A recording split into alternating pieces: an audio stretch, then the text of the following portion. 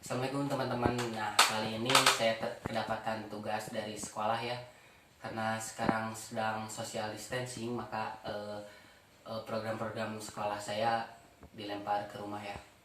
Eh, nah, tugas kali ini yaitu tugas pemrograman berorientasi objek ya. Kalau anak kejurusan itu PBO ya. Dan kali ini saya kedapatan materi exception handling. Apa sih exception handling itu? Nah, di sini saya bakalan bahas ya apa itu exception handling. Exception handling itu merupakan sebuah kelas di mana ketika program berjalan dan adanya bug atau kesalahan, maka exception handling bakal merubahnya menjadi sebuah objek. Sehingga ketika objek ditampilkan di layar, maka Java akan secara otomatis memanggil metode toString yang nantinya bakalan mencari objek yang bertipe exception. Dan di exception handling ini ada beberapa keyword ya. Keyword yang pertama yaitu try, yang kedua yaitu catch, yang ketiga finally, dan yang keempat dan limanya throw and throws. Oke teman-teman, di sini saya akan memberikan sebuah contoh ya pengaplikasian try and catch. Kenapa saya bahas terlebih dahulu try and catch? Karena try and catch ini merupakan dua keyword yang tidak dapat dipisahkan ya.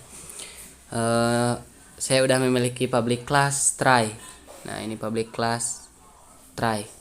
Dan public class try ini memiliki main integer a, b, hasil, dan a nya itu 10, b nya itu 0, dan ini merupakan bagian dari try. Oke, bagian dari try. Nah, kita nih di integer ini adalah sebuah masalah ya guys. Masalah. Kenapa disebut masalah? Kita lihat dulu di prosesnya. Proses ini. Oke, kita lihat di prosesnya. Hasil sama dengan A. Nah, kalau di program itu garis slash itu disebutnya bagi ya. Oke. A dibagi B, A-nya 10, B-nya 0. Pasti di kehidupan sehari-hari juga 10 itu tidak bisa dibagi 0. Nah, itu sebuah masalah ya dari try. Dan ditangkap oleh catch ini dan menghasilkan keluaran yaitu ups, terjadi masalah dalam proses. Kenapa bisa demikian? Karena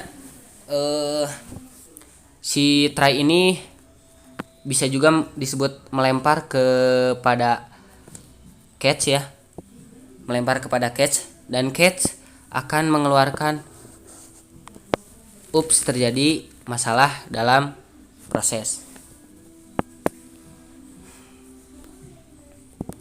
Nah, jadi try itu merupakan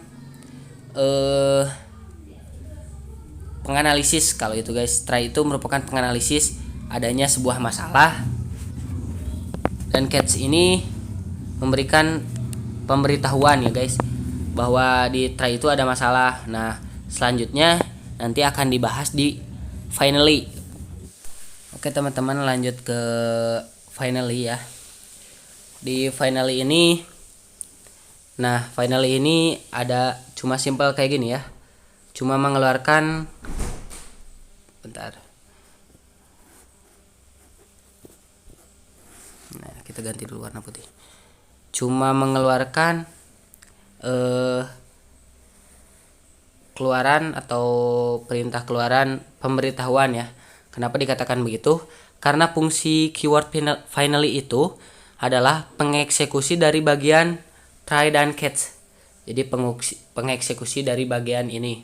Nah, dan finally ini mengeksekusi try and catch dan akan mengeluarkan pemberitahuan, karena fungsinya itu ada pun kesalahan atau tidak ada pun kesalahan dalam try and catch, maka finally ini akan selalu mengeluarkan ini. Finally itu akan selalu mengeluarkan keluaran, yaitu kayak ini nih contohnya, pemberitahuan. Kalian bisa rubah juga teksnya, misalnya menjadi terima kasih telah melaporkan bug, misalnya kayak gitu guys. Jadi finally itu cuma pengeksekusi dari try and catch dan akan melakukan pengeluaran atau pemberitahuan terhadap si pengguna. Oke teman-teman, di sini saya bakal ngejelasin tentang throw ya. Di throw ini kita udah memiliki biasa try and catch dan sistem kerjanya kayak gini teman-teman. Nah, jadi apabila si throw ini terjadi, apabila di program ada terjadi error, maka cara kerja throw ini akan ditangkap oleh sebuah catch ya. Kita ubah dulu warnanya. Akan ditangkap oleh sebuah catch. Apabila terjadi error di sistem try, maka akan ditangkap oleh catch ya. Nah,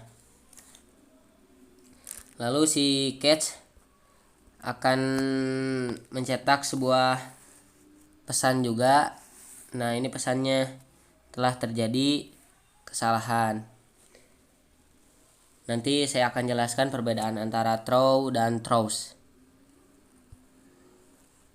Nah, kalau throws ini apabila terjadi kesalahan ya teman-teman, maka akan ditangkap oleh si objek E dan dilempar